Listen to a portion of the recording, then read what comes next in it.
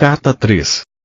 Estas cartas conduzem você a uma dimensão espiritual, mental que transcende o plano humano de atividades e assuntos e, por isso, serão melhor assimiladas se antes forem precedidas por um período de quietude e relaxamento. Acalme a sua mente, se for possível, e entre em um estado de silêncio interior. Somente quando você estiver nesse estado completamente receptivo, estas cartas poderão penetrar em seu pensamento humano com a sua realidade. Meu ilimitado amor celestial impulsiona-me a voltar uma e outra vez para escrever à humanidade, com a intenção de que finalmente, quando, como muitos, você estiver preparado para recebê-lo, possua o conhecimento que lhe permitirá transcender sua humanidade e fundir-se com o Pai Consciência, o verdadeiro amor Consciência, no qual realizam-se todas as coisas generosas e preciosas. Como disse antes e quero reiterar, toda a minha missão na Terra foi impulsionada pelo amor e foi dirigida somente ao ensinamento da verdade da existência, pois sem este conhecimento não há esperança de redenção do trabalho árduo que a humanidade nasceu para suportar. Eu sei que esta afirmação trará muito pesar aos seguidores sinceros e dedicados da religião cristã e àqueles que concentraram sua fé inteiramente na pessoa de Jesus. Mas digo a verdade. Para que você consiga desfazer-se da condição humana que o impede de compreender plenamente a verdade universal e a verdadeira natureza da condição espiritual humana que eu chamei de Reino de Deus, você deve afastar-se dos velhos dogmas de salvação pelo sangue do Cordeiro, a Trindade e outras crenças e vir com a mente perfeitamente aberta e receptiva para a verdade da existência. Nenhuma outra salvação é possível. Deus não pode salvar você, uma vez que, se a humanidade ignora os fatos da existência, continuará cometendo os mesmos erros terrenos até o fim dos tempos, assim criando sua própria enfermidade e miséria. O que você deve entender é que seja qual for a crença do homem referente à salvação dos pecados, este é um erro humano, posto que a lei de causa e efeito é imponderável e é uma característica natural, inerente e intrínseca da existência. Não se pode separar os efeitos da causa e nem se pode apagar a causa e continuar tendo os efeitos. Esta é a verdade, em cada nível do ser. Agora você pode estar suficientemente avançado em seu pensar para poder receber a seguinte verdade fundamental referente à sua existência terrena. A lei de causa e efeito, ou semear e colher, é o efeito visível do que você conhece por eletromagnetismo e ninguém que tenha qualquer conhecimento de ciência poderia esperar que Deus deixasse de lado as leis do eletromagnetismo, as quais são atividade, ligação, rejeição. A atividade, ligação, rejeição, ou movimento, atração, repulsão são os impulsos fundamentais da existência e da própria consciência humana, os quais originaram suas formas visíveis de vida e são os únicos instrumentos ou ferramentas da criação. Eles são responsáveis pela formação da substância ou matéria, pelo desenvolvimento das formas individualizadas e, finalmente, pela própria personalidade em todos os entes vivos. Em razão de que estas leis são fundamentais para sua existência individualizada, é impossível evitá-las. Portanto, você não pode ignorar os problemas inerentes à sua existência individualizada e acreditar que Deus salvará você deles. Sua única esperança de finalmente escapar, de sair do círculo da experiência humana é reconhecê-lo e admiti-lo e depois trabalhar minuto após minuto para transcendi-lo e por fim fundir-se e fazer-se em pureza de mente, coração e ação, com a consciência universal amorosa, o Pai que faz o trabalho amoroso. Ao mesmo tempo, ao crescer no conhecimento da verdadeira natureza do Pai em seu interior, transcendendo você, e em tudo que lhe rodeia, você chegará a possuir uma fé constante, a qual poderá recorrer em todas as circunstâncias para obter a inspiração, o poder e a elevação diretamente do Pai que está em seu interior e ao seu redor. Você chegará a saber que realmente é o Pai quem o apoia e o guia rumo ao reino do Pai Consciência Amorosa. Você verá clara e abundantemente que, embora o Pai seja universal, ele também é individual para você. Ele o conhece e é consciente do seu pensamento e de seus problemas. No Pai Consciência Amorosa estão à sua espera soluções perfeitas para serem reconhecidas por você. Quando você reconhecê-las, for flexível e estiver disposto a escutar, estará livre da dor. Enquanto não estiver disposto a escutar, nunca receberá em plenitude o Pai consciência amorosa. Vou contar uma parábola. Imagine uma criança que grita e esperneia porque quer um sorvete. O tempo todo, enquanto faz este barulho, seu pai espera pacientemente à porta de seu quarto para mostrar que trouxe para ela sorvete e fruta. Talvez você pense que esta parábola é improvável e, no entanto, é o que acontece. As mães se lembrarão de ocasiões em que os filhos se mostraram aflitos por alguma coisa e negavam-se a escutar o que elas tentavam dizer a eles. Mas elas já tinham a solução, esperando apenas que eles se acalmassem e enxugassem suas lágrimas. Vejo o duro esforço das pessoas, suas lágrimas e minha compaixão é sem limites. Você está sendo escutado, mas no contexto de sua consciência atual há pouco que eu possa fazer. Não posso liberá-lo das amarras e correntes de tantos anos de pensar e agir ignorantes. Vejo a dor que os sermões ignorantes perpetuam nas igrejas, nas celebrações e nos púlpitos. Vejo as nações e seus povos tentando resolver tenazmente as dificuldades que surgem dos valores, culturas e crenças religiosas tradicionais. Vejo as limitações em seu viver diário, a falta de satisfação de suas necessidades e de seus propósitos e o sofrimento que emana das relações de todo tipo. A consciência coletiva que está emanando do mundo é um miasma de temores, ressentimentos, aborrecimentos e turbulência emocional de desejos apaixonados, vingança e esgotamento, entrelaçados com a compaixão, a determinação de elevar a consciência do mundo e o empenho na busca do amor incondicional daqueles que receberam inspiração e um grau de iluminação. Aproximo-me das pessoas que me chamavam e trabalho com elas para aliviar suas angústias, mas seu esquema mental e suas crenças estão tão fortemente gravadas em seus cérebros, que minha verdade não pode alcançá-las para trazer novo conhecimento às suas mentes. Ainda que brevemente e de maneira imperfeita, muitas ouviram, faltou a elas, no entanto, a valentia para aceitar novas ideias e falar claramente. Além disso, não havia chegado o momento certo para atravessar as barreiras da consciência humana para ensiná-las. Mas agora é o momento certo. Vocês entraram em uma nova distribuição de frequências vibratórias que permitirá mais facilmente elevarem-se acima da materialidade da era precedente. Esta afirmação pode parecer estranha, mas há uma reserva de conhecimento referente às energias que vocês ainda não começaram a entender. Neste momento, não há mente terrena capaz de compreender. Para vocês é possível apenas imaginar o espectro de energia, o que não é a verdade. Assim, será de grande ajuda para você se puder aceitar minhas afirmações com confiança, porque elas são a verdade. Você está entrando em novas frequências de vibração pertencentes à consciência humana, que permitirão que siga adiante no desenvolvimento espiritual, mental que descrevi na carta 1. Como me afastei um pouco do assunto, devo agora reiterar. Você não pode escapar das leis fundamentais da existência no que se refere ao seu pensar e sentir, semear e colher, do mesmo modo que não pode escapar das leis do eletromagnetismo em seu mundo material, pois o eletromagnetismo é o impulso que produz a lei do semear e colher, do mesmo modo que o eletromagnetismo produz a forma dentro do campo fundamental das partículas de energia. E, assim, não é possível continuar acreditando no dogma cristão e ao mesmo tempo tentar seguir estas cartas. O dogma referente à salvação por minha morte na cruz, a Trindade, a ressurreição física da morte, o uso do incenso e outras formas estabelecidas de oração são errôneas e os fatos que agora estão sendo apresentados nestas cartas são a verdade. O dogma e os ornamentos sacramentais são o que se poderia chamar de pretextos para ganhar sua atenção e lealdade, mas obscurecem a verdade de meus ensinamentos.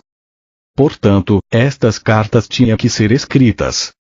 A única maneira pela qual eu poderia atingir o mundo, neste momento em que ele está pronto para entrar em uma nova distribuição mental emocional, era usando uma mente receptiva, obediente e preparada para receber a instrução e fazer o trabalho manual por mim. Estas cartas oferecem o único meio pelo qual as pessoas encontrarão o caminho rumo à dimensão espiritual na qual todo erro humano se dissolve e somente resta o amor. Qualquer outra coisa que possa ser dita é puramente racionalização e razão humanas, e estas não são a verdade. As pessoas estão buscando novas formas de solucionar velhos problemas, particularmente na América, mas até que compreendam a verdadeira natureza da vida, do ego e das leis da existência, apenas aumentarão a força do ego e sua dor continuará. Enquanto registro para você nas páginas seguintes a simples verdade que trouxe há 2 milênios, lembre-se de que esta verdade permanece constante e consistente. Portanto, só é possível aprofundar sua compreensão da verdade, não alterá-la. Você se deu conta, enquanto lia as 2 primeiras cartas, de que tudo o que eu falava às pessoas da Palestina era uma consequência direta de ter percebido a realidade da existência no deserto, isto é, de que nada era sólido. Você lembra que em meu estado transcendente, ao olhar as rochas, areias, montanhas e águas do Mar Morto abaixo de mim, tudo parecia ser como um cintilar de partículas. A rocha, areia, montanhas e água distinguiam-se umas das outras simplesmente pela diferença de intensidade do cintilar de partículas e pela aparente densidade delas dentro do clarão.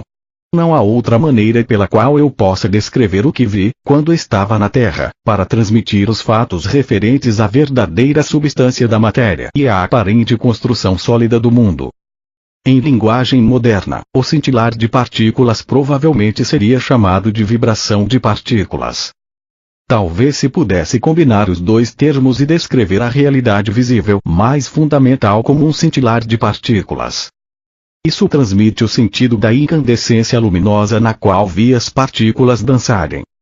Tendo dito tudo isso como introdução para o relato de minhas atividades na Palestina, deixe-me levá-lo para um outro dia, 2000 anos atrás, quando o sol brilhava, o céu estava limpo, azul claro e comecei a subir as colinas com meus discípulos, em uma tentativa de afastar-nos para descansar, meditar e orar. Mas isso não aconteceria. Tínhamos pensado em escapar, porém, apesar de dizer para as pessoas quais eram as nossas intenções, primeiro nós fomos seguidos por uns poucos, que então avisaram outros de que estávamos indo para os montes. Embora tivéssemos pedido que voltassem aos seus lares, os poucos logo se tornaram um grande grupo de pessoas que nos seguia a certa distância. Insistiam em que eu falasse com elas. Você pode se perguntar por que elas estavam tão ansiosas para me escutar. Intuitivamente elas sabiam que eu falava palavras de vida. Sempre mostrei a atividade do Pai ao seu redor e isto deu a elas esperança e ajudou-as a ver o mundo com um novo olhar. Falei do amor e elas se sentiram confortadas. Foi por isso que pude dizer, sabendo que elas me entenderiam e que estariam de acordo comigo. Venha a mim você que está cansado e oprimido e darei a você descanso. Meu jugo é suportável e minha carga leve. Elas sabiam que, quando eu pronunciava estas palavras, o que fazia com frequência, estava comparando as regras e leis dos líderes judeus com a verdade que estava apresentando ao povo. Então, quando as pessoas me suplicaram que ensinasse, o que poderia fazer se não sentar-me sobre uma rocha logo acima delas, e ensinar? Decidi que se elas tinham vindo de tão longe para ouvir-me, escutariam algo que recordariam e possivelmente falariam disso durante a vida toda. Eu sabia que, apesar de tudo que tinha dito a elas acerca do Pai e o Pai Amor, ainda tinham medo de que Deus as rejeitasse. Embora eu tenha tentado ajudá-las a compreender que o Pai de quem falava não era o Deus personalizado que elas adoravam, sabia muito bem que estavam confusas. Mesmo tendo dito uma e outra vez que o Pai estava em seu interior, continuavam preocupadas sobre receber um castigo vindo do alto por acreditarem em minhas palavras. O que deveria ensinar naquele dia? Perguntei ao Pai. Então observei as cabras e as ovelhas que estavam pastando na colina sob o vigilante cuidado de seu pastor, e a mensagem para esse dia me veio ao espírito. Levantei-me e falei para que se ouvisse minha voz até o fim da multidão. Vejam estas ovelhas e cabras pastando nas colinas. As ovelhas estão num lugar e as cabras em outro. Observem as ovelhas. São pacientes e pacíficas entre si, mesmo quando estão apertadas no canto do curral. Pastam tranquilamente, nunca reclamam o terreno que não é seu, deixam o pasto curto, mas não o estragam, o que permite que a grama se recupere depois de passarem por cima dela. E o que é mais importante, escutam a voz do seu pastor. Portanto, ele cuida bem delas. Ele as guia para os melhores pastos e dorme junto a elas durante a noite, para que não sejam atacadas por cães e ladrões. Agora olhem as cabras, como brigam e saltam sobre as pedras e entram em lugares difíceis ou perigosos. Devoram as sarças e a folhagem das árvores. Elas são espolhadoras. Se não fosse por sua utilidade para o homem, não haveria outro lugar para elas a não ser ficarem amarradas o dia todo ou serem enviadas para o deserto. Vejo-os aí embaixo e sei que no meio de vocês há muitas ovelhas, e que também há muitas cabras. Houve alguns murmúrios aborrecidos, mas, em geral, as pessoas se davam empurrões e puxavam o cabelo uns dos outros, apontando as cabras, rindo e concordando com a cabeça. Era bom vê-los rir e assim continuei. Vocês podem reconhecer as ovelhas pelos seus lares, pelo modo como convivem com os vizinhos e como são vistas por toda a comunidade. Assim também vocês podem reconhecer as cabras, é possível que elas tenham muitos amigos. Houve um forte clamor da multidão. Não. Seguido de muito riso. O pastor segue as cabras e cuida delas, ou elas têm que se cuidar sozinhas e chegar por si mesmas em casa à noite para ser ordenhadas? De novo a multidão ria e respondia de maneiras distintas, algumas muito engraçadas e engenhosas. E assim é com aqueles que são ovelhas e aqueles que são cabras. Vocês recebem a proteção do Pai se são ovelhas e não são protegidos se são cabras, porque vão teimosamente seguindo seus próprios desejos todos os dias e possivelmente deixando atrás de si um rastro de destruição. Digam-me, o Pai pode proteger aqueles que são cabras? A multidão estava em silêncio, mas escutando atentamente. Vocês dirão então que o Pai está zangado com as cabras e não as protegerá, ou dirão que, assim como o pastor cuida das suas ovelhas e cuidaria das cabras se elas permitissem, o Pai ama as ovelhas e as cabras da mesma forma, mas não pode protegê-las igualmente por causa do comportamento natural das cabras. Considerem também os hábitos de alimentação das ovelhas e das cabras. As ovelhas se contentam comendo somente a erva para a qual seus estômagos estão perfeitamente preparados, mas as cabras comem qualquer coisa que encontram e não respeitam sua constituição. O mesmo acontece com aqueles que não cuidam do alimento de suas mentes, pois não têm nenhuma meta fixa ou propósito claro. Como as cabras, não percebem quando o alimento mental é prejudicial ou os leva por caminhos equivocados em suas vidas diárias, ou mesmo os arrasta para um mito nocivo ou um engano perigoso. Eles vão sem rumo, recolhendo o equivalente mental de sarças, sapatos velhos, pedaços de pano, folhas, cardos ou ervas daninhas, porque falta a eles bom senso. Um homem perguntou: Mestre, e se uma pessoa é uma ovelha, comete um erro e se vê numa confusão, o Pai a abandonará?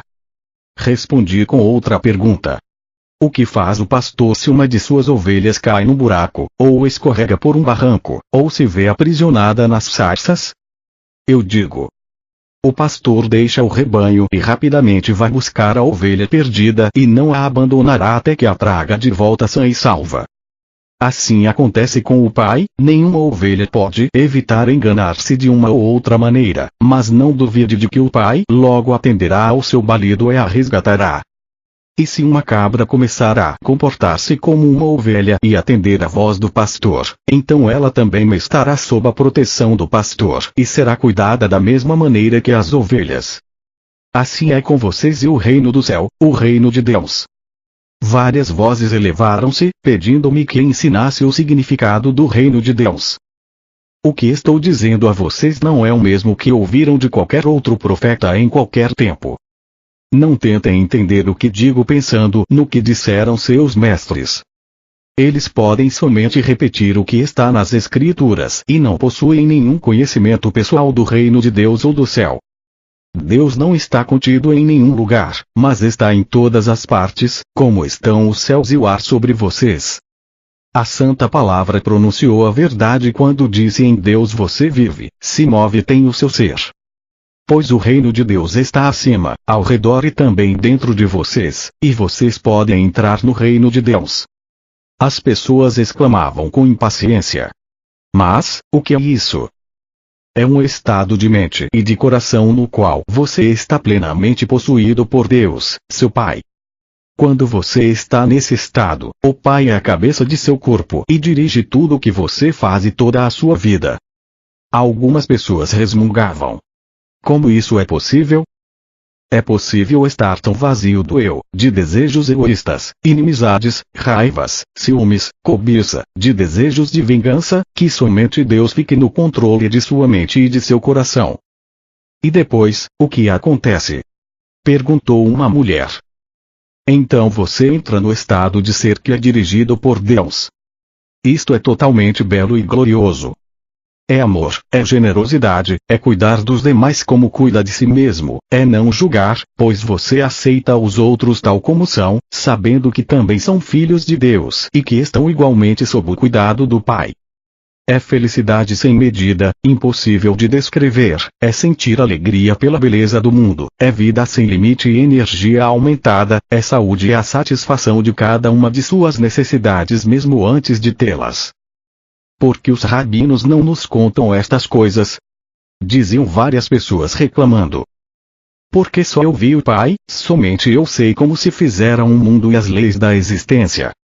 E porque eu sei todas estas coisas, vocês podem vir a mim e perguntar-me e eu revelarei tudo o que me foi dado. Digo a verdade, aqueles de vocês que creem, compreendem e buscam colocar minha palavra em prática cada dia serão salvos da tribulação que a humanidade suporta. Vocês sofrem porque não entendem como foram criados e os verdadeiros propósitos para o qual nasceram. Vocês nasceram para serem filhos e herdeiros do Pai. Mas vocês viram as costas a toda a glória do reino e tentam encontrar prazer nas coisas terrenas. Enquanto fizerem isto, nunca encontrarão o reino de Deus, não entrarão no reino dos céus. Como entraremos no reino? Eu já disse. Vocês entrarão no reino dos céus quando se arrependerem de tudo o que vocês são em seus corações e mentes. Quando vocês levarem sua maldade ao Pai e pedirem perdão e força para serem limpos de seus pensamentos, palavras e atos malignos e finalmente os abandonem todos, então poderão ter certeza de que estarão prestes a encontrarem o reino dos céus. Quando alcançarem isso, perceberão que sua atitude para com os outros estará mudando, pois o Pai estará fazendo seu trabalho amoroso em seu interior. Vocês estarão livres das correntes e amarras dos desejos e atos malignos que antes os aprisionavam e os faziam cativos no mundo. Mais do que isso, compreenderão que o Pai satisfaz todas as suas necessidades. Uma mulher exclamou: Mestre, tenho uma necessidade agora mesmo, tenho fome. As pessoas riram, mas então várias vozes uniram-se à sua, dizendo: Estamos com você há muitas horas, nos fez andar e andar antes de consentir em nos ensinar. Nós demonstramos que somos boas ovelhas. Não nos ajudará a saciar nossa fome. Percebi que diziam a verdade e senti uma profunda compaixão para com elas. Tinham me seguido não só para que as curasse, mas também porque tinham anseio de saber a verdade como tinha sido me dada pelo Pai. Eu tinha dito que o Pai satisfazia todas as suas necessidades. Esta seria uma oportunidade para mostrar o poder da fé e o poder que é Deus. Mostraria a elas que nada é impossível quando verdadeiramente se acredita como eu acreditava e percebia. Chamei meus discípulos e pedi que procurassem alguém entre os presentes que tivesse alimento. Encontraram uma criança com pão e peixes e os trouxeram até mim. Afastei-me um pouco da multidão e tranquilamente contemplei o pão e os peixes, sabendo que não eram nada mais do que a mente poderosa de Deus, a substância de toda a matéria tornada visível. Sabia que a mente poderosa de Deus era ilimitada e poderosamente ativa dentro de minha consciência. Sabia que a natureza do Pai era a satisfação das necessidades.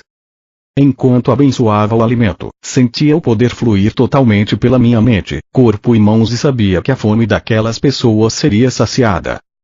Não sabia de que maneira, simplesmente sabia que seria. Depois levei as cestas de comida e disse aos discípulos que dividissem o alimento ali contido, sentindo com absoluta certeza que todos ali teriam tanta comida quanto necessitassem. Ao cortar o alimento em pedaços e distribuí-lo, o mesmo se multiplicava. E assim foi acontecendo até que toda a multidão teve sua fome saciada. Várias cestas ainda restaram com sobras do alimento.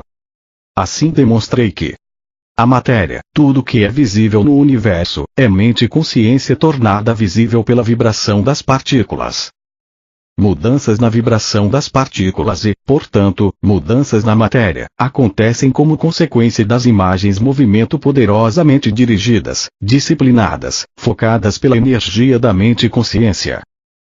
Quando, com uma consciência amorosa, se age puramente para fazer o bem aos outros, os únicos limites ao trabalho amoroso do Pai no mundo são os limites que a mente do homem coloca nesse trabalho.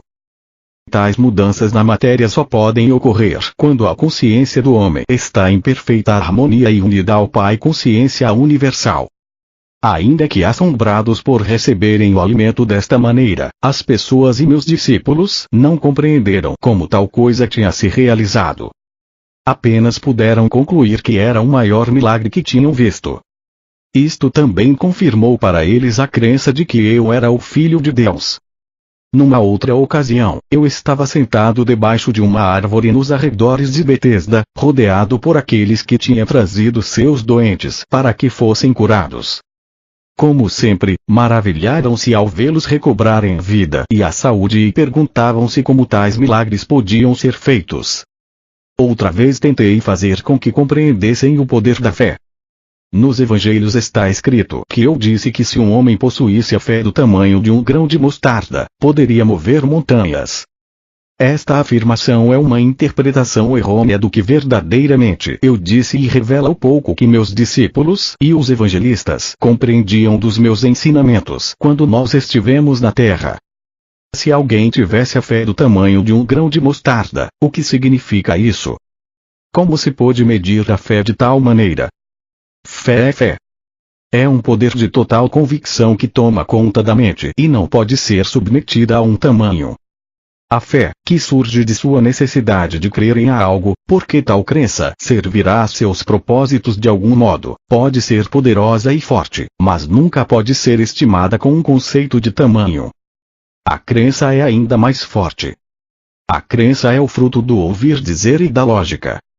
Porque você ouviu alguma coisa e está convencido de que o que ouviu ou leu é verdade, desenvolve uma profunda crença no que ouviu. Você crê que é verdade. Você crê de uma maneira total e completa que desafia qualquer contradição. Constantemente eu dizia às pessoas: creiam que receberão, e receberão.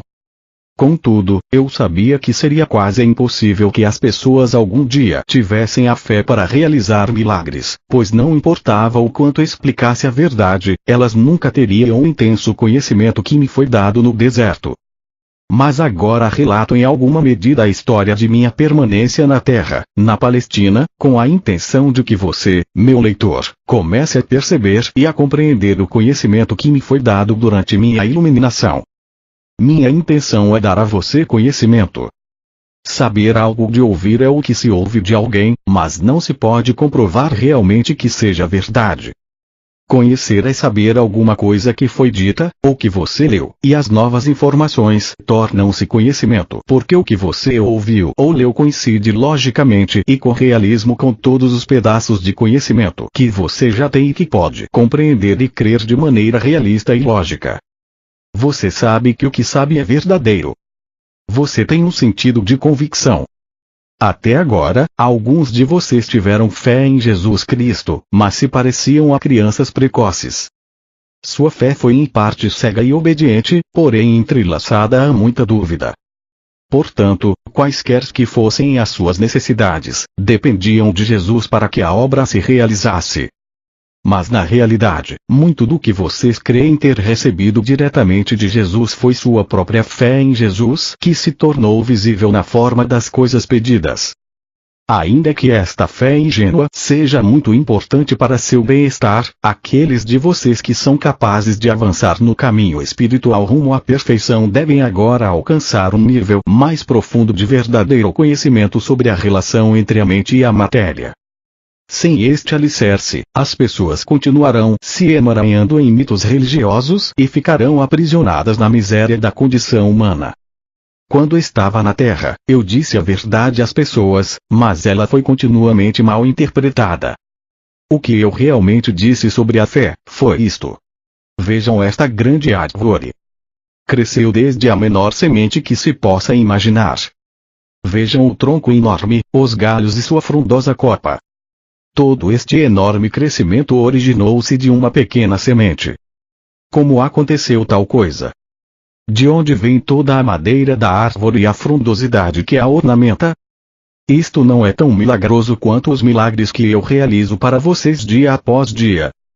O crescimento desta árvore não é tão obra do Pai quanto a cura que recebem os enfermos.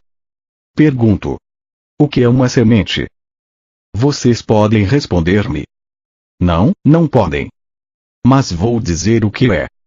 É uma entidade diminuta de conhecimento da consciência. É o conhecimento consciente daquilo em que se transformará. É um fragmento de consciência retirado da consciência criativa divina. É um fragmento do poder da mente, procedente do poder mental do Pai, o qual, ao ser plantado na terra e regado pela chuva, começará a vestir a si mesmo com a matéria visível da qual possui o conhecimento no fundo de si mesmo. Este conhecimento é verdadeiro, é firme, é forte e sem desvios. Este autoconhecimento corporificado na semente é uma convicção da consciência. Todas as formas de vida surgem deste conhecimento unidirecionado de si, uma convicção na consciência. Esta convicção na consciência é o que separa a terra inanimada e as rochas de tudo o que vive e cresce sobre a face da terra. Onde não existe convicção da consciência ou conhecimento da identidade, não há crescimento. A consciência dentro da terra e nas rochas permanece como consciência em uma forma adormecida. Portanto, se você pudesse crer no que pede tão poderosamente como a semente de mostarda conhece a sua própria identidade, poderia fazer qualquer coisa que quisesse. Se você pudesse levar dentro de sua mente uma semente, o plano aperfeiçoado de seus objetivos mais profundos, e saber sem qualquer dúvida que ela pode crescer e chegar à perfeita realização, você poderia ver essa semente maravilhosa ganhar vida própria, que logo se manifestaria em sua vida. E com toda certeza você poderia mover as montanhas de sua vida, essas montanhas que se colocam em seu caminho e o impedem de alcançar tudo o que você deseja. Montanhas que, em momentos de imprudência e de pensamentos mal elaborados, você criou para si mesmo. Se compreendesse a criação e a existência, você poderia viver uma vida de total liberdade, realizações sem limites e alegria transcendente. Busque a compreensão e verá que, pouco a pouco, a compreensão virá em sua direção. Bata a porta do universo que dá acesso a Deus, o Pai Consciência Universal, e finalmente você verá a porta se abrir e você terá acesso aos segredos do mundo. Apenas creia e você receberá. Eu também recordava isso a eles a todo momento. Somente aqueles de mente e coração puros realizarão essas coisas poderosas. Os malvados podem prosperar durante um tempo, como o fizeram os reis e os exércitos saqueadores e outros que amontoaram a iniquidade em suas mentes. Foi permitido a eles fazer seu trabalho durante um tempo, pois da maldade surge um certo bem, mas no final fracassarão e o resto do mundo dirá injúrias contra seus nomes. Então, se você quer ter sucesso, examine suas motivações. Os desejos que surgem simplesmente do anseio egoísta de riquezas ou conforto, no fim acabam em desengano, doença e morte. E a você que lê estas palavras, digo, não deixe ninguém se atrever a negar a verdade que trago, até que você também tenha andado o caminho da renúncia. Disse que eu percorri na terra e que tenha alcançado a mesma união com o Pai e as alturas do conhecimento e a compreensão indiscutível que possuo. Quando você tiver alcançado tudo isto, já não terá nenhum desejo de negar essa verdade e será incapaz de deixar de se unir a mim e ensinar ao próximo. Até esse momento, mantenha-se em paz e não deixe que ninguém conheça sua ignorância. No mundo inteiro as pessoas frequentemente acolhem meus ensinamentos com prazer, por serem da mais alta moral e por serem os princípios mais perfeitamente formulados para o bom comportamento e viver diário.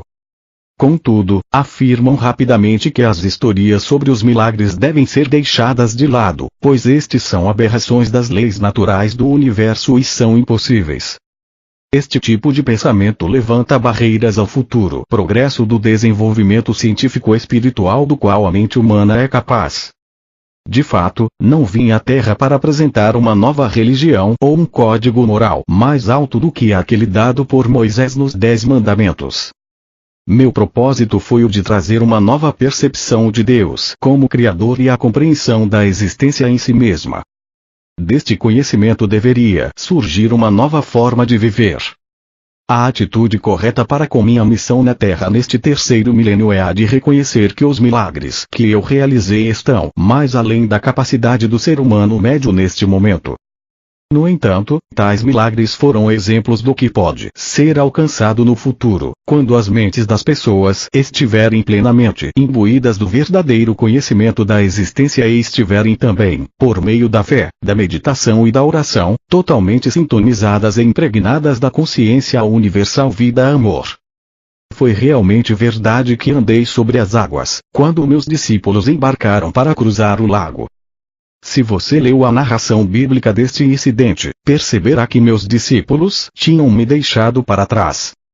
Ansiava pela oportunidade de afastar-me de qualquer contato humano, de retirar-me para as colinas para mais uma vez entrar em profunda meditação, permitindo que a minha consciência se unisse à dimensão universal da consciência de Deus.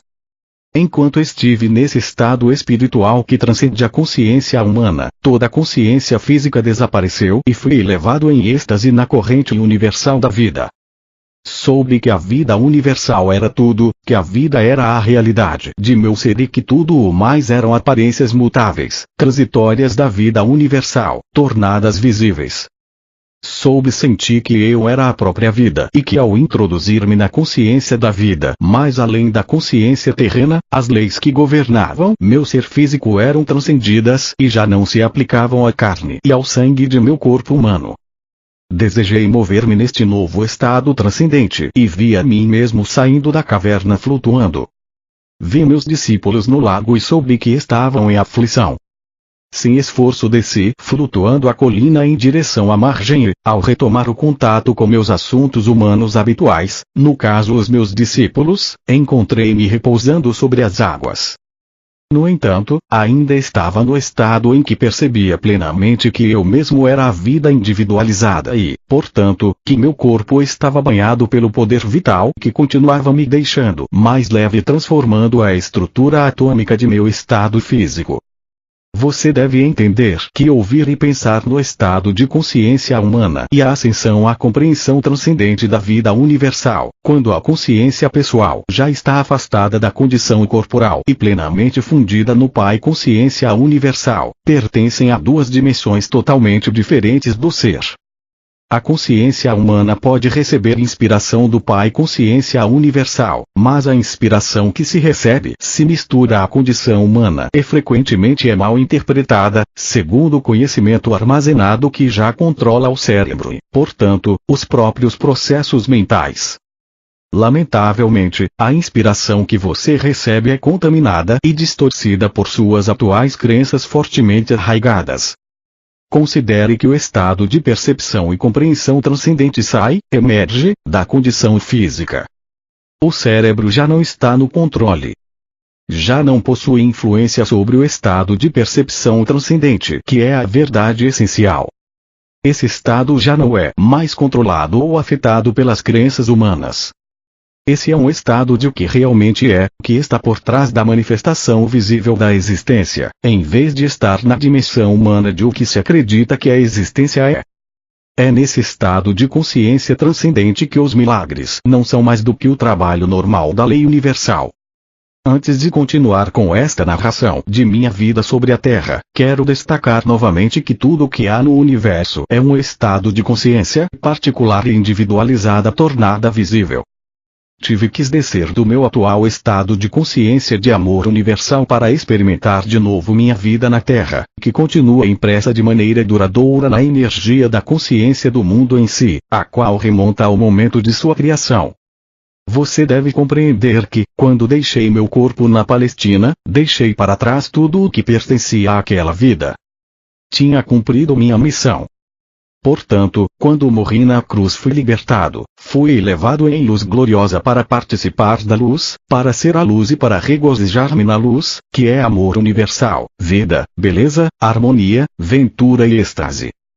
Mover-se entre diferentes níveis de consciência não é tarefa fácil ou agradável. É somente porque minha missão na Terra não ficou completa, quando morri na Palestina, que volto agora para ajudar você a preparar sua entrada na nova era, uma fase nova da existência individualizada na Terra. Talvez você compreenda o que quero dizer com o desconforto deste empreendimento, se tentar recordar-se de alguma profunda tristeza que sentiu em sua vida e puder observar que sua reação atual possui quase um mesmo grau de tensão e estresse emocional da ocasião em que tal acontecimento se deu. Refletir sobre algum sofrimento ou tristeza passada trará a você vontade de chorar. Você sentirá a depressão e a antiga angústia retornando ao reviver aquele momento em sua imaginação. Pode ser que você queira se afastar das pessoas porque sua consciência já desceu de seu estado anterior de equilíbrio feliz e de paz para experimentar, mais uma vez, as vibrações e as formas da consciência inferior que você criou no momento inicial de seu sofrimento. A mudança de ânimo indica uma mudança em suas energias de consciência. Uma elevação das vibrações de consciência trará a você uma elevação mental, emocional e física e fará com que você se sinta feliz. Uma redução de suas energias de consciência rebaixará o funcionamento de todo o seu sistema e você sentirá que uma depressão se inicia, ou, ao menos, uma queda do otimismo que sentia anteriormente. Estou explicando um fato da existência. Seu universo inteiro manifesta as diferentes frequências de vibração das partículas de energia da consciência. Ao moverem-se as frequências para cima ou para baixo, de um nível para outro, também as estruturas físicas e visíveis manifestam níveis de energias diferentes. Isso produz uma mudança nos padrões mentais e emocionais e da aparência. Ao descer do meu estado de consciência para voltar a entrar nas condições de meus tempos na Terra, o que me move é tão somente meu amor pela humanidade. Faz 2000 anos que os cristãos estão revivendo o trauma de minha crucificação. Alguns, inclusive, experimentaram o estigma, que nada mais é do que uma resposta emocional histérica e mórbida àquilo que acreditam que suportei. Essas pessoas se superexcitam até viverem picos emocionais próximos ao frenesi, imaginando a angústia dos meus sofrimentos antes de minha morte. Sua gratidão emocional pelo que suportei lança-os em um estado de estresse físico. Isso está sendo escrito no dia de Sexta-feira Santa e vim especialmente para falar acerca de minha crucificação. Vim para dizer que você deve abandonar todo drama referente à recordação daquele dia. Morri, isso foi, para mim, uma libertação maravilhosa. Já é tempo de que as pessoas acordem de seu longo sonho e compreendam a existência como ela realmente é, e a verdade a respeito de minha crucificação, a qual esteve oculta até este momento. Na Sexta-feira Santa, ano após ano através dos séculos, pelo mundo todo, foi criado um estado de ser de consciência traumática e contaminada. Este estado está tão longe da dimensão espiritual da consciência criativa universal quanto o inferno está distante do céu. Agora escolhi reviver minha vida sobre a terra no personagem de Jesus através da mente de alguém que recebe minhas palavras. Isto tem como finalidade ajudar o mundo a avançar rumo a uma nova fase de desenvolvimento espiritual mental. Por isso, peço àqueles que possam receber minhas palavras que abandonem esta prática de recordar minha morte e de exercitar a abnegação física durante o jejum da Quaresma para recordar meus 40 dias no deserto. Como você pode perceber pelo que digo, meus dias no deserto foram de grande felicidade e bem-aventurança espiritual.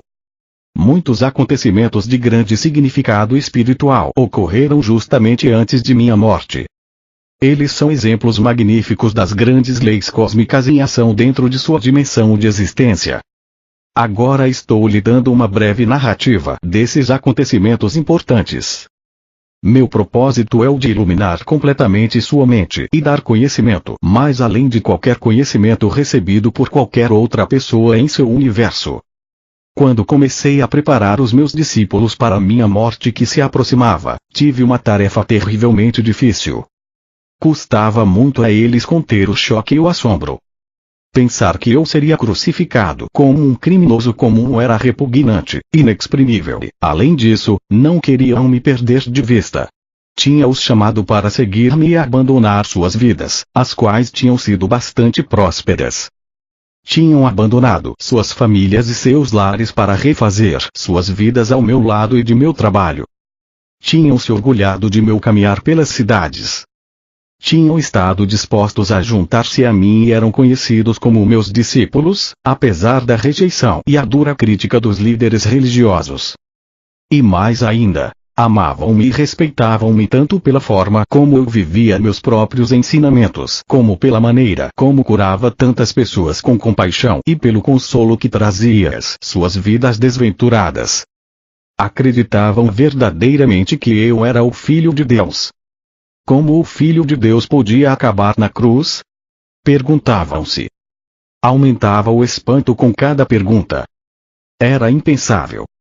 Sentiam que um tremendo vazio se abria diante de suas vidas, uma enorme cratera na terra onde pisavam e uma vasta extensão de instabilidade e de falta de propósito dentro deles mesmos. Não se atreviam a contemplar a minha futura crucificação da qual eu falava. Tal acontecimento destruiria tudo aquilo em que tinham acreditado com todo o seu coração. Desta maneira, meus discípulos resistiam muito fortemente ao que eu tentava dizer e afirmavam repetidamente que tal coisa nunca poderia ocorrer. Agi com firmeza contra suas teimosas negativas e finalmente sentiram-se obrigados a silenciar seus argumentos e a aparentemente aceitar que tal coisa poderia ser possível. Disse a eles que depois de minha morte me veriam de novo e que esperava que continuassem o trabalho que eu tinha começado. A dor e as discussões que eu tinha provocado entre meus discípulos também me afetaram profundamente. Não era tarefa fácil ir a Jerusalém, onde o meu destino me esperava. Acima de tudo, perguntava-me se estaria à altura daquele grande desafio para a resistência. Seria capaz de transcender a condição física e entrar no Pai Consciência Universal e ali ficar até morrer? Às vezes eu me sentia profundamente assustado diante do Calvário, mas não me atrevia a revelar esse temor a meus discípulos. Assim, comecei minha última viagem em direção a Jerusalém com grande confusão de sentimentos. Por um lado, estava cansado de curar, falar e ensinar as pessoas que me escutavam boquiabertas e não tinham nenhuma real compreensão do que eu tentava dizer. Tinha pensado que meu conhecimento tornaria as pessoas capazes de sair de sua miséria e, pelo menos, estabelecer contato com o Pai e obter um vislumbre do reino dos céus. Não havia nenhuma evidência de tal despertar espiritual, nem mesmo entre meus discípulos. Meu desapontamento e sentido de fracasso trouxeram-me contentamento ao pensar em abandonar a vida terrena rumo à gloriosa existência que sabia que me esperava depois da morte. Ao mesmo tempo, perguntava-me como poderia suportar a dor da crucificação. Ao longo de minha missão, meu estado mental era mais ou menos pacífico e consistente, frequentemente em júbilo, com os pensamentos focados no Pai Consciência Amorosa, autor de todo ser, sabendo que bastava pedir e o que pedisse rapidamente seria manifestado. Eu seria capaz de manter minha serenidade, quando fosse apresentado diante do conselho, levado para a crucificação, pregado na cruz com meu peso pendurado pelas minhas mãos. Como estava dando lugar a dúvidas e temores, o nível normal das frequências de minha consciência estava baixando. Eu estava descendo novamente as frequências da consciência do plano terreno. Voltei a ser vítima de minha antiga agressividade que me incitava a atos irracionais, que eu não teria sequer considerado quando estava em meu estado anterior de total harmonia com o Pai Consciência Amorosa. Minhas dúvidas e conflitos se exteriorizavam em minha vida como emoções e impulsos humanos que eram opostos à lei cósmica do amor. Primeiro aconteceu o episódio da figueira. Tinha fome e fui em direção à árvore, não esperando verdadeiramente encontrar frutas, porque não era a estação de figos. Ao ver que a busca era infrutífera, amaldiçoei a figueira. 24 horas depois, ela havia murchado até as raízes. Foi uma experiência chocante. Era a primeira vez que minhas palavras tinham causado dano a algo. Contudo, mostrou claramente a meus discípulos o poder do pensamento para o bem ou para o mal. Demonstrou que quanto mais espiritualmente evoluída é uma pessoa, maior é o impacto de suas palavras no meio ambiente. Aproveitei a oportunidade para explicar aos meus discípulos que eu tinha me comportado de maneira irrefletida, como faz a maioria dos homens e mulheres que, tendo grandes expectativas, não consegue o que quer. Essas pessoas costumam reagir com raiva, lágrimas e até com palavras fortes que podem ou não significar um desejar mal ou maldizer a pessoa que tenha negado o que eles desejavam. Eles já tinham visto por eles mesmos o que a minha maldição tinha causado à figueira. Agora deveriam compreender que, tendo uma forte convicção, poderia ser concedido a eles qualquer coisa que pudessem desejar ou imaginar, mas também deveriam estar constantemente conscientes de sua própria condição mental, emocional. Não deveriam guardar rancor dos outros, mas sim perdoar rapidamente, do contrário, poderiam causar muito mal àqueles com quem estivessem ressentidos. E isto seria devolvido a eles no devido tempo, como a colheita do que semearam. E mais ainda, tal como é a semeadura, assim é a colheita. Sabia que o que eu tinha causado à figueira inevitavelmente retornaria para mim de uma ou outra maneira. Então levei os meus discípulos para o templo. Muitos anos tinham se passado desde que eu tinha estado lá e sabia que minha visita serviria para desencadear os acontecimentos que levariam à minha crucificação. Algumas pessoas me reconheceram e comecei a ensinar em resposta a seus pedidos. Foram se juntando mais pessoas e os agiotas se amontoaram, começando a reclamar. Seus gritos e queixas barulhentos interromperam a linha de meu pensamento enquanto ensinava. De repente, a cólera tomou conta de mim. Havia ali pessoas sérias que me rodeavam e desejavam ouvir palavras de vida, as quais em breve não poderia mais pronunciar, e ali estavam mercadores que viviam vendendo animais para os sacrifícios que não beneficiavam ninguém. Aqueles homens somente traziam dívidas e miséria às pessoas. Senti o sangue subir-me à cabeça, empurrei as mesas espalhando o dinheiro e expulsei do templo os homens de coração duro. Então houve uma tremenda comoção de gritos e lamentações. Alguns brigavam para apanhar o dinheiro. Os mercadores amaldiçoaram-me chamando-me de malvado, dizendo que eu fazia o trabalho de Beelzebul e outros 1000 demônios mais. Os sacerdotes, os fariseus e todas as pessoas que valorizavam os sacrifícios do templo vieram correndo para averiguar a causa do barulho e da confusão. Ouviram a história dos mercadores e se sentiram tão ofendidos com meus atos que se lançaram aos gritos em condenações e lamentos para assim impressionar os sacerdotes, cada um protestando mais alto do que seu vizinho, demonstrando seu horror pelo que eu tinha feito. Nunca antes tinha se visto tal coisa no templo. Até mesmo aqueles que antes tinham me escutado estavam incomodados pela minha obstinação e se perguntavam que tipo de homem eu poderia ser. Estavam juntos vendo os acontecimentos quando os sacerdotes e fariseus se aproximaram e os convenceram de que eu tentava destruir tudo aquilo no que acreditavam, pregando um Deus falso, totalmente contrário a qualquer coisa que tinham ouvido falar nas sinagogas. Os sacerdotes passaram a eles a sua própria raiva ultrajada e convenceram-nos de que meu pecado também os contaminaria, se continuassem a dar ouvidos às minhas loucuras. Aos poucos, as pessoas se convenceram de que eu era uma má influência e que deveriam afastar-me do caminho antes que eu pudesse transtornar a paz do país e atrair a ira do governador romano sobre toda a Palestina. Meus discípulos, envergonhados pelo que eu tinha feito, sigilosamente deixaram o lugar e esconderam-se entre as ruelas a alguma distância do templo. Quando mais tarde regressaram para onde eu estava, demonstraram claramente que estavam profundamente incomodados com meus atos. Perguntavam-se se eu tinha perdido o juízo, ou se tinha ficado louco profetizando minha morte e depois fazendo aquelas coisas que provavelmente a provocariam. Foi nesse momento que Judas, aquele que nunca havia abandonado verdadeiramente suas crenças judaicas, começou a duvidar de que eu fosse verdadeiramente o Messias. Fazia 3 anos que eu ensinava o povo e não se via nenhum sinal de que o domínio romano se enfraquecia.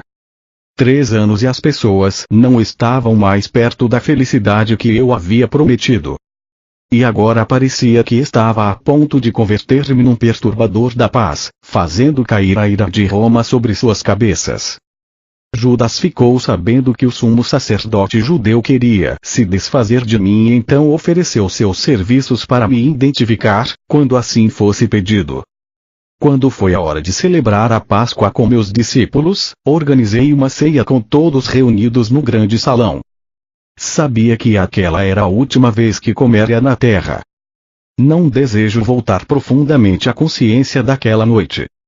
Senti grande tristeza por ter que deixar meus discípulos, que tinham me servido tão bem. Com a tristeza, todos os meus temores e conflitos reapareceram. Tive momentos de profunda autopiedade.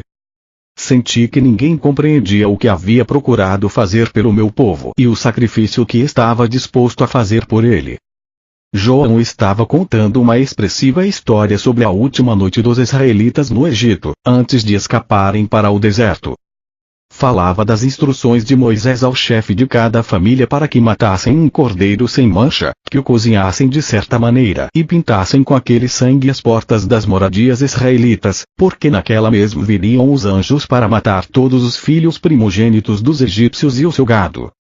Com vivacidade, recordou a agitação dos egípcios ao despertarem e encontrarem o primogênito de cada lar ensanguentado, sem que nenhum tivesse se salvado. Era o tipo de história horrível que eu rejeitava por não ter nenhum valor para a pessoa que buscava a verdade espiritual mais elevada. Eu me perguntava até que ponto meus discípulos realmente tinham entendido quando eu falava de seu Pai Celestial e seu amor por toda a humanidade. Como podiam entusiasmar-se com o pensamento de anjos matando os primogênitos dos egípcios quando eu tinha dito com toda a clareza que Deus, o Pai, era amor? Mas os judeus sempre haviam se preocupado com o derramamento de sangue para redimir seus pecados. Até mesmo Abraão, o fundador da nação israelita, convenceu-se de que devia levar o seu único filho ao deserto, matá-lo e oferecê-lo em sacrifício a Deus. Um pensamento pagão e revoltante. Pensei nos sacrifícios de animais no templo.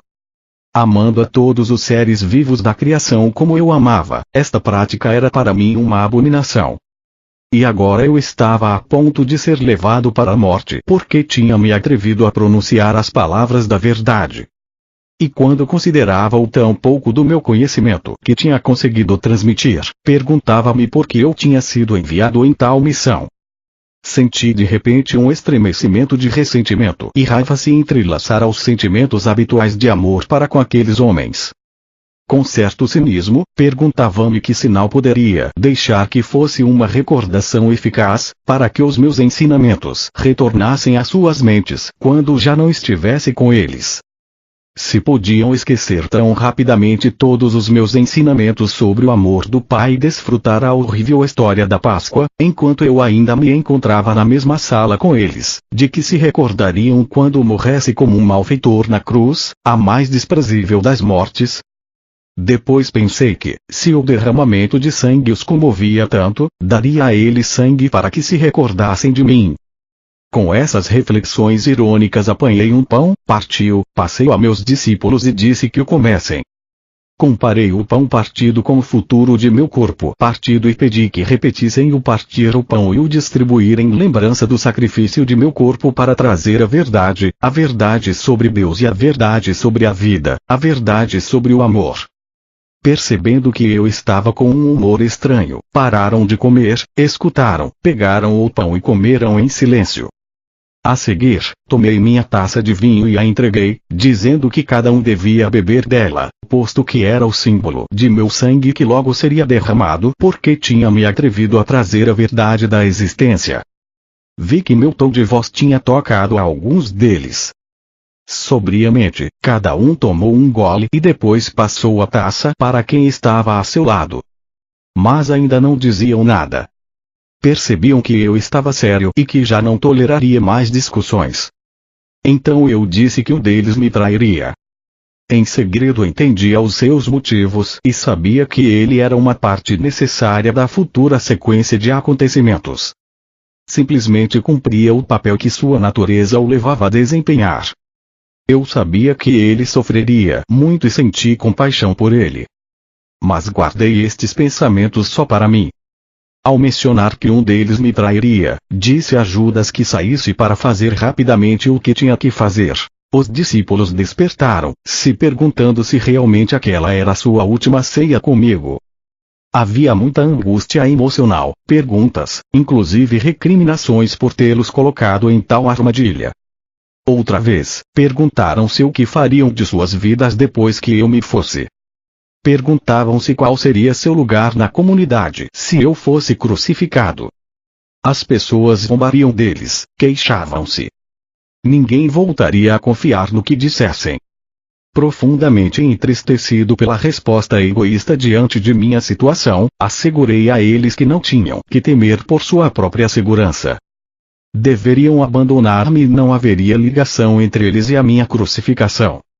Sugeri que depois de minha morte se dispersassem e voltassem para a Galileia.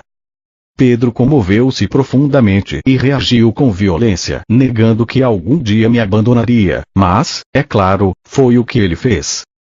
Mesmo depois de todo o amor que tinha por meus companheiros e de tudo o que desejava obter para eles, naquele momento de minha própria necessidade, ainda encontrava total falta de compreensão, até resistência.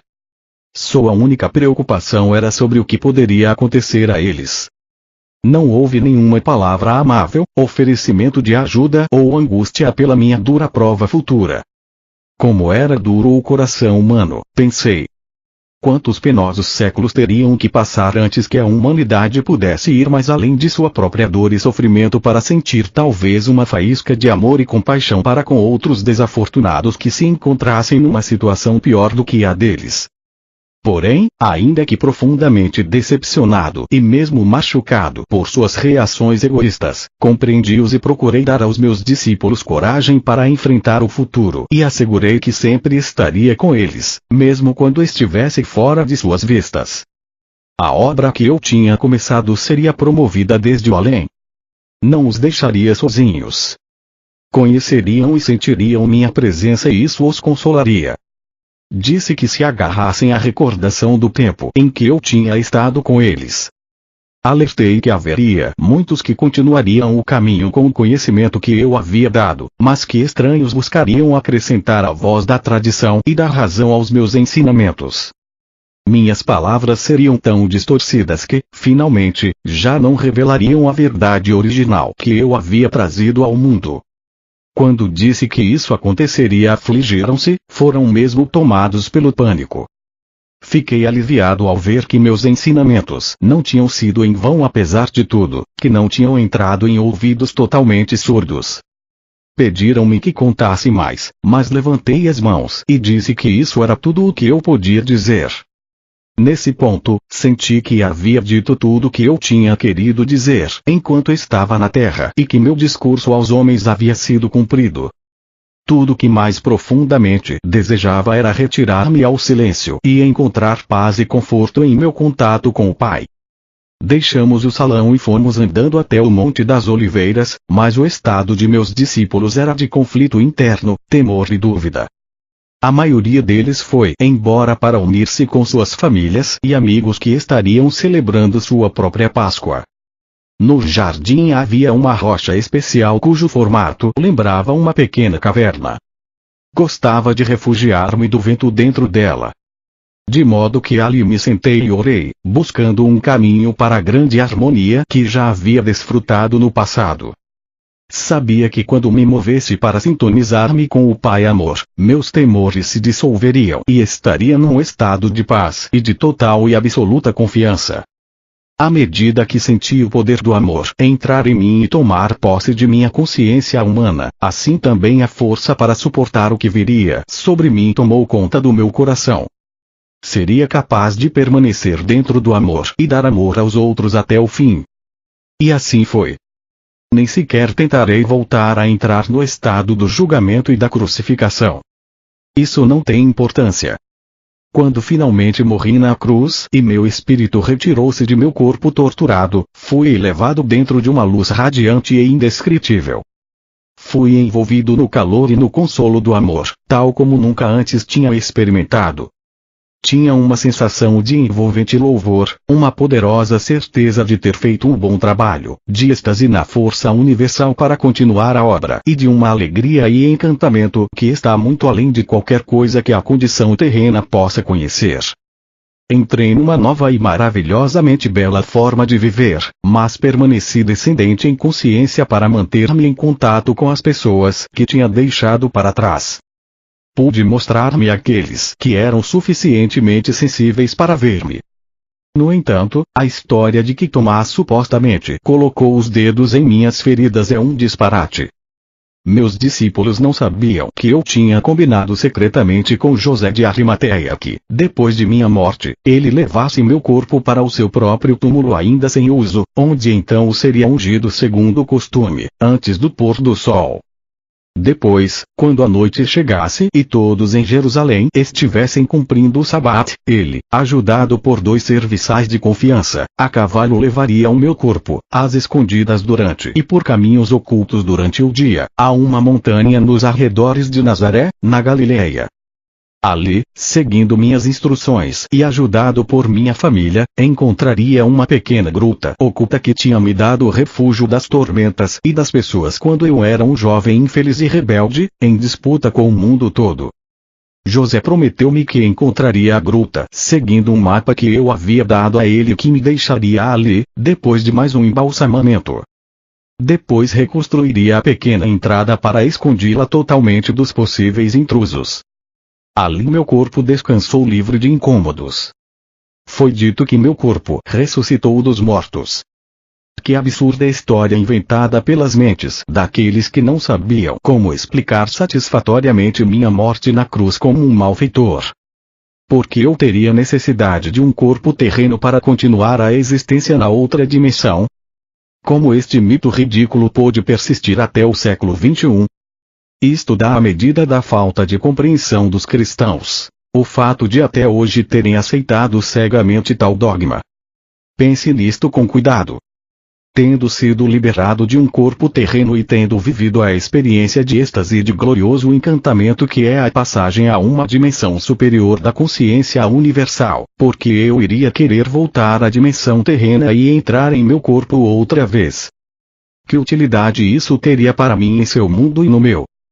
Enquanto a substância física de meu corpo durante a vida na Terra poderia ser espiritualizada quando estivesse perfeitamente harmonizada com o Pai consciência amorosa, meu corpo não seria um transtorno e impedimento para minhas viagens posteriores nos reinos espirituais superiores? As coisas visíveis não são mais do que uma manifestação das frequências vibratórias específicas na consciência, que produzem um cintilar de minúsculas partículas, criando um aspecto de matéria sólida. Cada substância visível possui sua própria frequência vibratória única. Uma mudança na taxa de vibrações produz uma alteração na aparência da matéria. Quando as energias da consciência mudam, também mudam as aparências da matéria.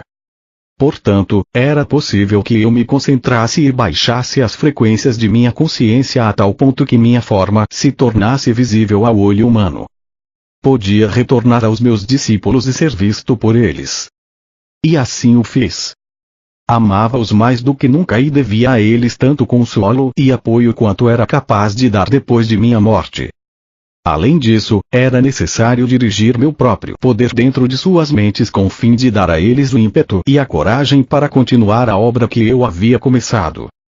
Porém, quero que você saiba que a consciência individualizada, que tenha ascendido em frequências vibratórias até os portais da dimensão criativa universal, transforma-se em uma luz individualizada, consciência individualizada, que não necessita de nenhum corpo para expressar e desfrutar de tudo que a consciência gloriosa possa conceber nos reinos espirituais mais altos. É um supremo estado de ser e de encantamento sem nenhuma das necessidades, desejos ou impulsos experimentados por aqueles que não tenham ido mais alto e além do ego. Enquanto você vive na Terra, sua mente permanece ancorada em certos padrões de frequências vibratórias, presa no corpo que tem suas próprias necessidades. Se sua consciência verdadeiramente se elevasse para mais além destes padrões, seu ser terreno desapareceria. Quando eu estava preso num corpo, também estava, em grande medida, confinado a estes padrões de frequências vibratórias e de consciência. E mais, a imaginação sozinha não pode elevar-se além de suas experiências passadas e, portanto, você está confinado em seu passado, que você projeta para o seu futuro. Contudo, pouco a pouco você será guiado por aquelas mentes que são suficientemente sensíveis para entrar nas dimensões espirituais mais altas e que podem mover-se mais além dos seus atuais limites de consciência. Elas registrarão para você essas maravilhosas experiências e estados do ser mais além dos seus, aos quais você mesmo poderá aspirar. Deste modo, você irá adiante em níveis ou passos de desenvolvimento espiritual. Cada passo traz a você uma visão mais elevada do que pode ser alcançado e, a partir desta visão, você formula uma nova meta. Com esta meta sempre presente, você trabalha para purificar-se da influência contaminadora dos impulsos de ligação, rejeição da existência terrena. Passo a passo você transcende o seu ego. Quando transcende o seu ego e ele morre dentro de sua consciência, você então está plenamente vivo no Pai Consciência Amorosa e encontra a realidade do reino dos céus em sua vida, em si mesmo e ao seu redor. Para permitir que você alcançasse estes picos de amor, alegria, harmonia e êxtase, eu vivi, trabalhei e morri na Palestina e vim agora a você nestas cartas.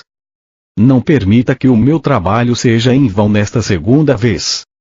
À medida que ler estas páginas, busque, medite e ore para receber inspiração. Chegará a sentir a resposta do Pai e, se escutar cada dia com atenção, ouvirá a voz do Pai. Esta voz está sempre com você. Retire as barreiras criadas por sua própria vontade. Abra-se para receber a força, o poder, a inspiração e o amor diretamente do Pai Consciência Amorosa. Leia e releia estas cartas para que possam ser, finalmente, absorvidas em sua consciência. Enquanto você o fizer, estará viajando rumo à luz, e irradiará luz para os demais. Tal luz não é luz como a da eletricidade, mas sim da mesma natureza da consciência universal que descrevi para você em minha carta 1. Portanto, enquanto irradiar a luz, irradiará o amor incondicional. Você promoverá o crescimento e o desenvolvimento espiritual de qualquer outro ser vivo. Desejará alimentar e nutrir, trabalhará para promover proteção, cura e educação. Você desejará ajudar no estabelecimento da lei e ordem amorosa na qual todos poderão viver em harmonia, com sucesso e com prosperidade. Você estará no reino dos céus. Ao mesmo tempo, não se iluda. Enquanto são dados os passos para apresentar estas cartas ao mundo exterior, haverá exatamente as mesmas recriminações, a mesma condenação, os mesmos falatórios de Satanás, do diabo, como houve quando ensinei na Palestina. Ânimo, reze para ter coragem. Aqueles que suportarem até o final se elevarão por cima da confusão e da violência e descansarão na paz e na alegria do reino.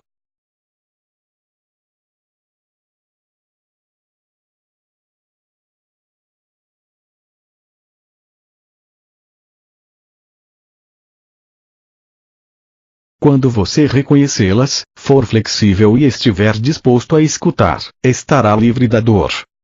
Enquanto não estiver disposto a escutar, nunca receberá em plenitude o Pai Consciência Amorosa. Vou contar uma parábola. Imagine uma criança que grita e esperneia porque quer um sorvete.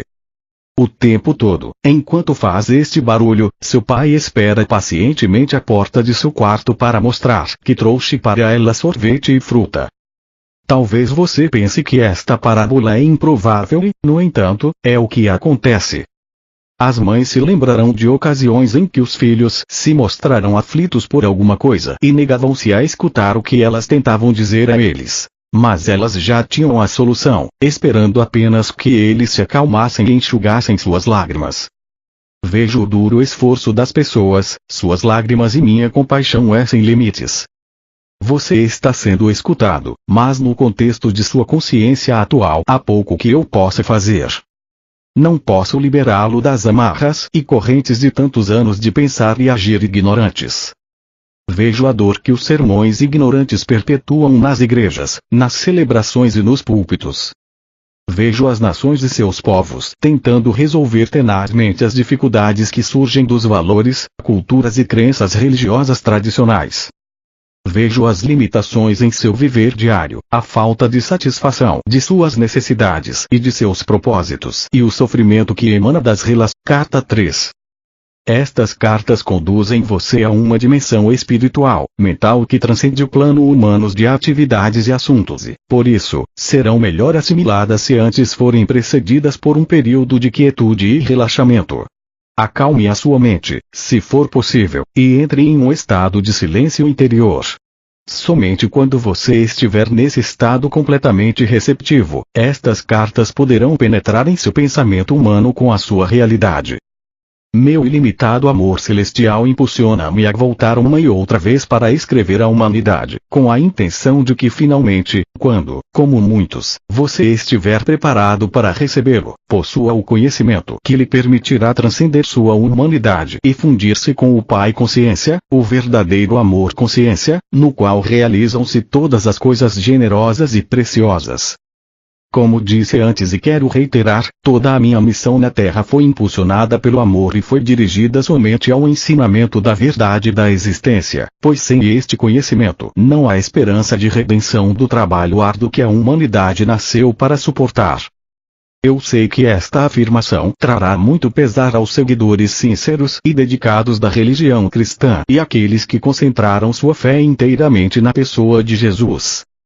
Mas digo a verdade. Para que você consiga desfazer-se da condição humana que o impede de compreender plenamente a verdade universal e a verdadeira natureza da condição espiritual humana que eu chamei de Reino de Deus, você deve afastar-se dos velhos dogmas de salvação pelo sangue do Cordeiro, a Trindade e outras crenças e vir com a mente perfeitamente aberta e receptiva para a verdade da existência. Nenhuma outra salvação é possível. Deus não pode salvar você, uma vez que, se a humanidade ignora os fatos da existência, continuará cometendo os mesmos erros terrenos até o fim dos tempos, assim criando sua própria enfermidade e miséria. O que você deve entender é que seja qual for a crença do homem referente à salvação dos pecados, este é um erro humano, posto que a lei de causa e efeito é imponderável e é uma característica natural, inerente e intrínseca da existência. Não se pode separar os efeitos da causa e nem se pode apagar a causa e continuar tendo os efeitos. Esta é a verdade, em cada nível do ser.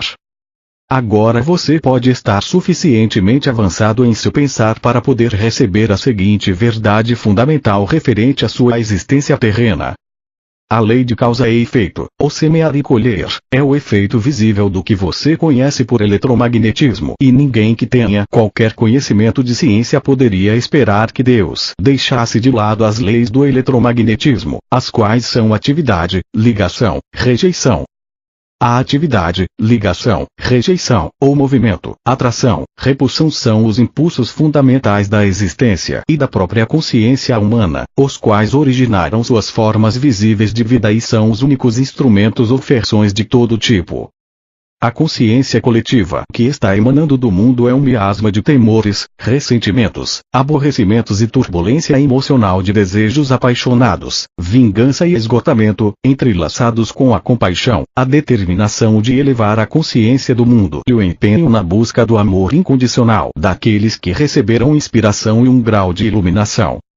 Aproximo-me das pessoas que me chamavam e trabalho com elas para aliviar suas angústias, mas seu esquema mental e suas crenças estão tão fortemente gravadas em seus cérebros, que minha verdade não pode alcançá-las para trazer novo conhecimento às suas mentes.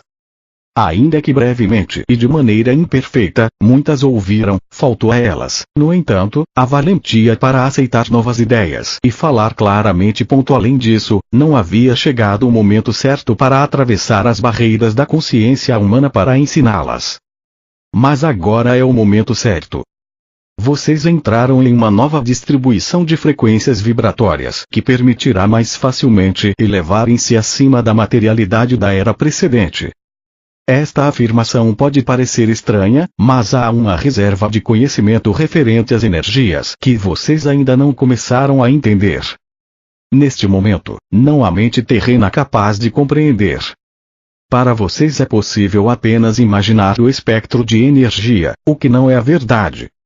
Assim, será de grande ajuda para você se puder aceitar minhas afirmações com ferramentas da criação. Eles são responsáveis pela formação da substância ou matéria, pelo desenvolvimento das formas individualizadas e, finalmente, pela própria personalidade em todos os entes vivos. Em razão de que estas leis são fundamentais para sua existência individualizada, é impossível evitá-las.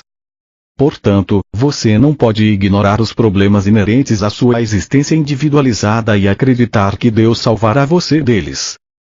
Sua única esperança de finalmente escapar, de sair do círculo da experiência humana é reconhecê-lo e admiti-lo e depois trabalhar minuto após minuto para transcendi-lo e por fim fundir-se e fazer-se em pureza de mente, coração e ação, com a consciência universal amorosa, o Pai que faz o trabalho amoroso.